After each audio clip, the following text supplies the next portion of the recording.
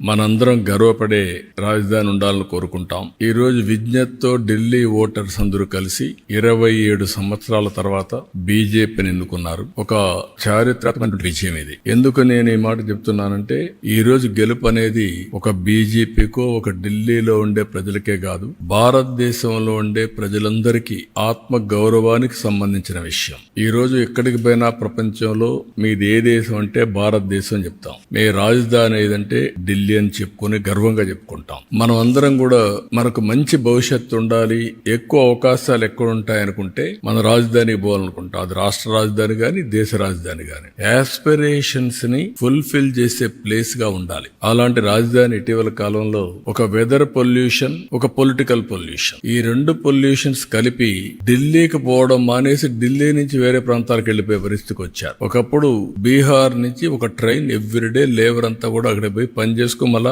Evening Delhi నుంచి బీహార్కి వెళ్ళేవాడు. ఇప్పుడు బీహార్ నుంచి ఢిల్లీకి రావడంలా పరిపాలన అంటే ఎట్లుంటుందంటే ఒక్కొక్కసారి పరిస్థితులన్నీ కూడా తారుమారయ్యే పరిస్థితులు వస్తుంది. దానికి ఉదాహరణ ఢిల్లీ. అయితే ఇక్కడ ఏ మోడల్ వర్కౌట్ అవుతుంది భారతదేశంలో అనుకుంటే, ప్రపంచంలో ఎక్కడ గాని భారతదేశంలో గాని పీపుల్స్ ఫస్ట్, ఒక సస్టైనబుల్ మోడల్ క్రియేట్ చేయాల్సిన అవసరం ఉంది. అదే నరేంద్ర మోడీ ఒక సస్టైనబుల్ మోడల్ ని క్రియేట్ చేస్తున్నాడు. ఆయన్ని మనస్ఫూర్తిగా అభినందిస్తున్నాం. ఈ రోజు ఢిల్లీలో గెలుపు కూడా ప్రధానమంత్రి నరేంద్ర మోడీ గారిపై నుండే నమ్మకం. ఆ నమ్మకంతో ఢిల్లీ ప్రజలు నరేంద్ర మోడీ గారి నాయకత్వాన్ని బలపరిచారు.